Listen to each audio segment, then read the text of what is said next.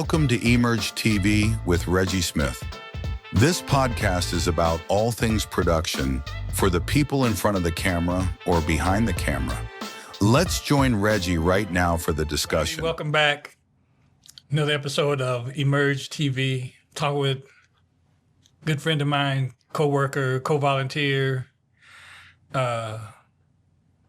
director, writer, professor, man with 13 jobs, Anthony Luckett. We've been knowing each other for, wow, let's see, 30-some years, something like that, yeah. A little over 30 years. And Anthony is a director that I've seen.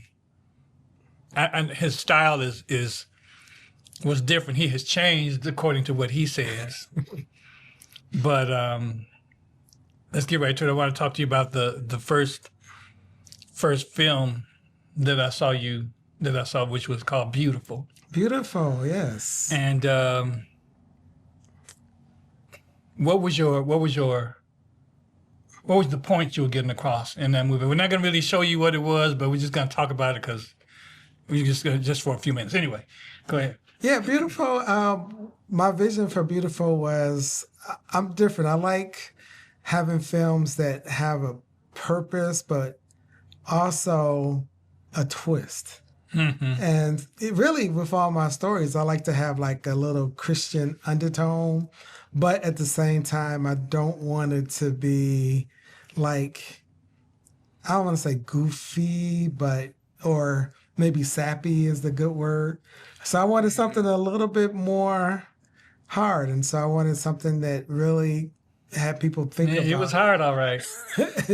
I wanted something to have, wanted to create something that would get people to think at the end and to really realize, what it is to, be beautiful, what it means to be beautiful, the importance of it. Can you live with not being beautiful or your perception of not being beautiful? Now, is it online? Is it online where they can go and see it? Yeah, I actually had it online, but... So it's not, so I can actually like say what happened and not spoil it. Oh yeah, you can.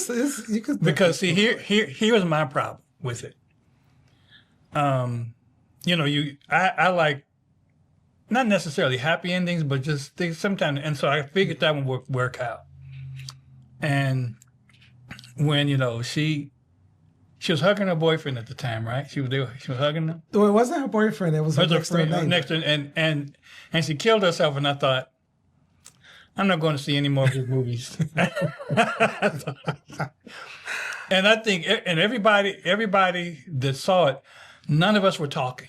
When we all went home, nobody said anything. Mm-hmm. And it was effective. Now, if that was your purpose, if that you achieved it. Oh yeah, that's exactly what I wanted. But you did a good job. I can't complain because that was your goal, mm-hmm. and you achieved your goal significantly. Yeah, I actually come from the David Fincher style of filmmaking, and so maybe a bit of it. I can say that Seven inspired me, and you know how Seven has the surprise. Yeah. And so I wanted to do something. Don't look in the box. Yeah, don't look at the box. Exactly.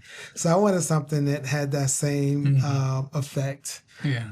And I love that you said that. That's the intention, that if people were in the car driving home, not saying anything, but just thinking like, "Whoa, I can't believe she did that." But that's the effect I wanted for that particular film. And like I mentioned, I have changed now. But I actually sent you another screenplay that I'm actually in the process of producing. Mm-hmm. And that one has a happier ending. And well, I shouldn't tell you because it actually is a surprise ending. Okay. It's a surprise ending. However, I'm sure you'll appreciate the ending of that one. Okay, so now let's go back. You didn't start out as a professor and as a director, so what was your influence, or how was it that you got into film well, first film and then teaching, but I want to do the film, directing first. Very interesting question, because when I was my first year or so in college, I've always been a good writer. I've written poetry. I know your daughter writes poetry. I've written stories, and so when by us being in Michigan, of course, my sister who's an engineer would say, "Oh, you need to go and become an engineer." Mm-hmm. And so I remember, thinking like, okay, I'll try it. I was thinking about becoming a computer engineer, and I took a class. I went to U of M Dearborn, and I was taking classes. I remember just struggling because that's not my forte. I didn't get it. I didn't understand. In fact, there was one time when I was just sitting in the class, 300 students, and I was looking around, and I realized I don't belong in here. Mm-hmm. So I just got up and left. Changed my major. I've always liked law, and I've always been creative. I've always loved film. I've always loved television. My mother used to take me to the movies all the time, and I just love creating. But of course, living in Michigan, people say, "Well, you're in Michigan. You're not in Los Angeles. Right. So think of something that you could do." And so that's why I was trying to go into the engineering field. But I realized that's not who I am. So was there somebody that you saw, or a film that you saw that actually made you say, "You know what, I'm going to go this direction"? That's a really good question. As far as any one particular person, other than me, other than you, yeah. It really started. It started with, and I'm not saying that I like all of his films. He's a brilliant filmmaker. Some of his subject matter is not subject matter that appeals to me. But I think it's really started with Spike Lee. Really? Okay. It started with Spike Lee because he had done independent films. And I discovered independent films because you think about, well, if you want to be a filmmaker, do you have to go to Los Angeles? Do you have to, be part of that rat race, where everyone's out there trying to either be an actor or a filmmaker? And so I love this little independent guy who was out of New York, and that's another big, city, but still out of New York. And he said, I'm going to do it my way. Yeah. And I'm going to produce films my way. I'm going to even star in them. As you can see in Beautiful, I have my cameo. And I was like, you know what? This is something I could do. This is something that I want to do. And actually, I'm actually going to bring you back even further before I even realized that I was really good at this. I was in junior high. And you'll probably laugh at this too, because for one of my classes, we decided the teacher decided to have the students make puppets. Mm-hmm. And they were had a foam head, and, they were like homemade puppets. Yeah. And so we all made these little puppets. And so she said, "Oh, why don't you guys, make stories?" And so she put us in groups. Mm-hmm. And so one group, their story was pretty simple. It was like, hey, how you doing?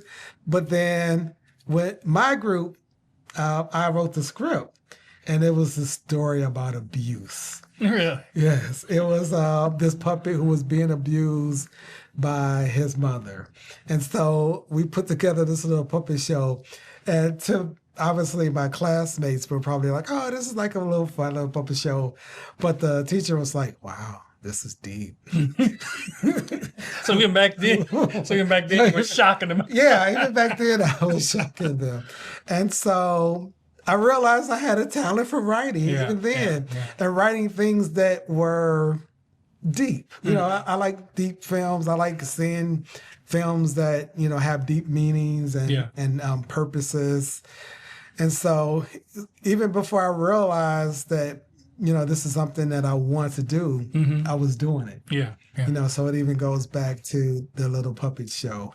But yeah, I just realized that it was something that I had a talent for, something that I enjoyed. And I even, when I was at U of M, I was thinking about being a lawyer. So I had an internship at a law firm. Pretty interesting experience. So you were kind of like on your way to doing that. Yeah. So it was a pretty interesting experience, but I didn't like that either. But then I realized the only reason I was interested in law was because I love LA Law, the TV show. So I was like, instead of like being a lawyer, why don't I make the TV show about being a lawyer? Yeah, create the characters. Exactly. Yeah. Create the characters. I can have them do what I want and, you know, and give them, you know, painful experiences if I want, or joyful experiences. Kill themselves. And kill themselves. So now how many films have you done? I've done, as far as like films, I've actually, I've done student films as well. So other than I've done 2 student films, but other than student films, I've done, you know, 2 short films. So here's what I'm getting to. How did you deal with the challenges? Because you know nothing goes the way it's planned. Yeah. I'll be even more direct. What was the hardest one or the worst one where it's kind of like quicksand and what was that? Okay. That would actually be the film after Beautiful. I did a film called Out of Sync. And that one was challenging. It was challenging because of the people, you know, working with people. Because your crew? It wasn't even so much the crew, but it was like the producer kind of bailed on us. Yeah. And so I ended up producing it per se. And I'm not a producer. I don't like producing. I know how to produce, but I don't like producing because I don't like, you know, all the, you know, trying to get the locations or, you know, get the money. Right. Just let me make the film. You know, let me write the script, let me make the film, let somebody else produce. So, you know, that was a big issue. But, and the challenge for that film actually was, remember when we had that blackout? The blackout of 2003 or something like that? Or whatever? Yeah. We were shooting during the blackout. Wow. Yeah, so we didn't have power. There are a lot of challenges, but you know, we went through it. But I don't want to like ever say anything bad about the crew because the crew was wonderful. You know, and I'm and just like, you know, you're as a director, you're as good as your crew. And so I'm very thankful for the crew. I'm thankful for the cinematographer I had. I'm grateful for my actors. Yeah. You know, that's, you know, especially as an independent filmmaker where they're doing it for free. Yeah. Or at least for a low cost. You know, like even for our cinematographer, we're beautiful. We paid our cinematographer. We paid our makeup artist because of the actor who played the main character. Had a disfigured face. And so, you know, we paid for, you know, certain roles. Right. But as far as the production crew, it was free. You know, they didn't charge. But one of the things that we did, and this is always the secret, is if you can't pay your crew, feed them. Yes.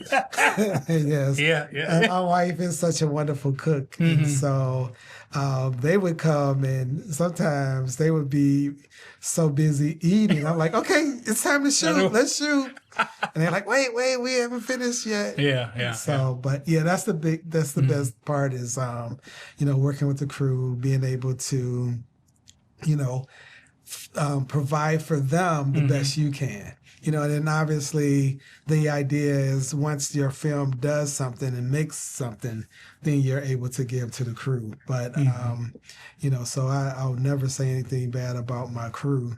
But, okay, so now the filmmaking part, that sounds complete in itself. Like, okay, he's a filmmaker, but you're not just a filmmaker. Now, bridge for me, filmmaker and now professor. Okay. Because see, Yeah, because obviously as a filmmaker, you're doing it. As a professor, you're teaching it. so now how did that happen? It's actually a very interesting story where because I had just got my master's degree, and I never wanted to teach like high school or elementary school, and I didn't even think about it. So becoming a professor, I never like grew up wanting to be a college professor. Right. But what happened at the time was I had received my master's, still, working in the industry, still doing film.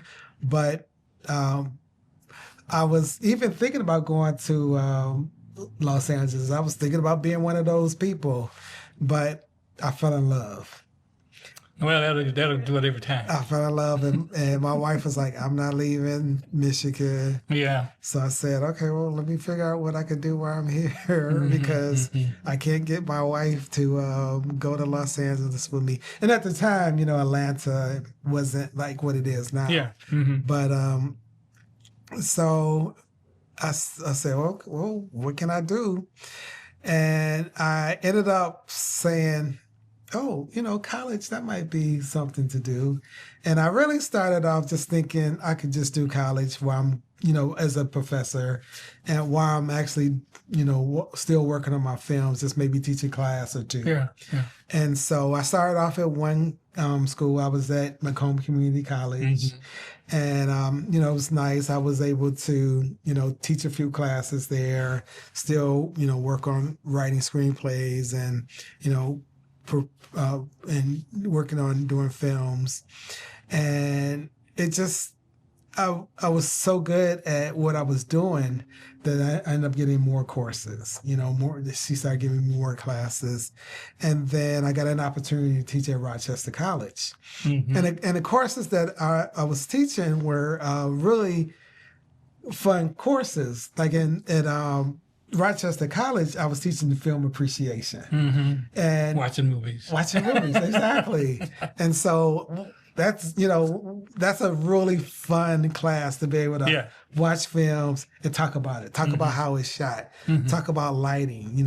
One class we talked about the lighting. I showed a film, and then we'll talk about the lighting. One film we'll talk about the acting. And so in one film we talk about the cinematography, and so that was really a nice experience. Yeah. And then I also got an opportunity because a professor was leaving U of M, Dearborn, and needed a professor to take her place. Yeah.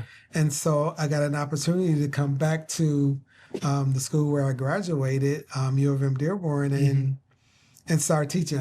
It started off there where I was just teaching one class, or then I started teaching two classes. Yeah. In fact, one class was TV production. I taught a TV production course.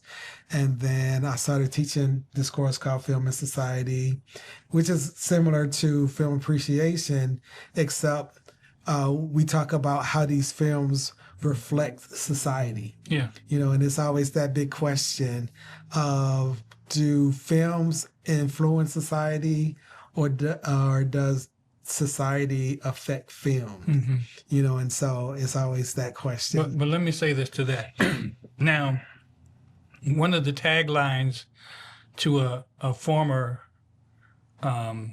movie house, movie theater, was "Escape to the Movies." And the one thing that I have discovered I'd like to get away from is, if I go to see a movie, I don't want to see you showing me what's happening now, And that got to be pretty popular for a while. But here's the thing that you and I have talked about this. I have taught classes, and I taught, trained people and trained crews and stuff like that. And I got hired to teach at a school. And the one thing I thought, I said, you're not going to have any homework because I didn't want to go home but you give people like papers that they have to write. And I commend you because let's say, I'm just going to say if you have one class of 30 students and you tell them, okay, I want an 8-page whatever. 8 pages, that's a lot. Then, and you say, and I want it, before Christmas break, then you have to spend Christmas break reading 30 papers. So, and I commend you for that. Yeah. But it's just not me. But it's fun. and that's the beauty with being able to teach classes about film. So all I'm doing is reading these papers about their perspectives of film. And I even give, for a number of my courses, I even give this final assignment where, and this program, there's a program called Adobe Express. And so now what I have them doing for their final project is creating a digital paper. And so they use Adobe Express. And so not only are they writing the essay, but now they're showing pictures. They're including trailers and videos. And it becomes even more fun. And so, but you're right. I mean, there's a lot of reading. But if you're reading about fun movies and you're reading about these different elements of the films, it's more exciting than if you're reading a paper about the Civil War or something like that. I can see. You don't want to do that either. Yeah. So. Okay, so now, production-wise, so you told me about the directing. Now, what about jobs you've worked on? Have you done any? You've been hired like as a camera operator or, just any like freelance stuff. Have you done any of that? As far as freelance, I don't do freelance a lot. I used to. In fact, I remember doing freelance for one of your productions. But because I'm so busy with teaching, because now I'm full-time at U of M, and I'm also part of the internship program. And so I'm like the internship coordinator over students getting internships. So it's more like a leadership role now. So I really haven't had time to do freelance that often now. So I'm mostly, if I'm not teaching and I'm doing my own thing, I'm writing screenplays. I love writing screenplays. So I haven't really done a lot of freelance I should put it this way. I haven't done freelance in a while. So how do your students feel about you? I'm sure because you have had to gotten some feedback. And I mean, I would say that for the most part, my students love me because I have this like really laid back approach. I never get too out of shape. I always give the students the benefit of the doubt. Really? And I always treat them as adults. And obviously they are adults in college, but sometimes a lot of professors, in fact, one student was even telling me how the first day of class, the professor told her, or told the entire class, some of you are going to fail this class and some of you are going to pass or whatever. And that's not me. My job is, especially as a professor, my job is to make sure, and I'm not saying I'm making it easy. However, my job is to make sure that every single student passes that class. And if a student doesn't pass that class, I've told you this before, if a student doesn't pass my class, I feel like a failure. Really? Yeah, I do. Because my goal is to, it's more important for them to learn. And I'm not saying that every student deserves an A. I'm not saying that every student deserves a B. However, every student deserves an opportunity to get something out of what I'm teaching. And so when I look at it from that perspective, my goal is to make sure every student succeeds. So then, if I'm picking up on what you're saying, so if I take your course and you give me let's say the movie appreciation course, what, and you have your view and your opinion about a movie, but mine is different. Oh, that's... And then I come and I say, well, you give me a saying, well, because my viewpoint is different, or I may not have said necessarily what you wanted me to say, because I had a viewpoint and I gave you, or I took away something from it, then that makes me a successful student instead of I just didn't do the assignment. Oh, exactly. I love that you asked me that question because that's the first thing I tell my students. And that's actually the first thing that we all do as movie watchers. Two people can see, I tell the students this, two people can see the exact same film. One person can love it and the other person can hate it. And then I ask the class, well, who's right? And then they're kind of thinking like, who's right? And then I say, they're both right. But okay, let me stop you.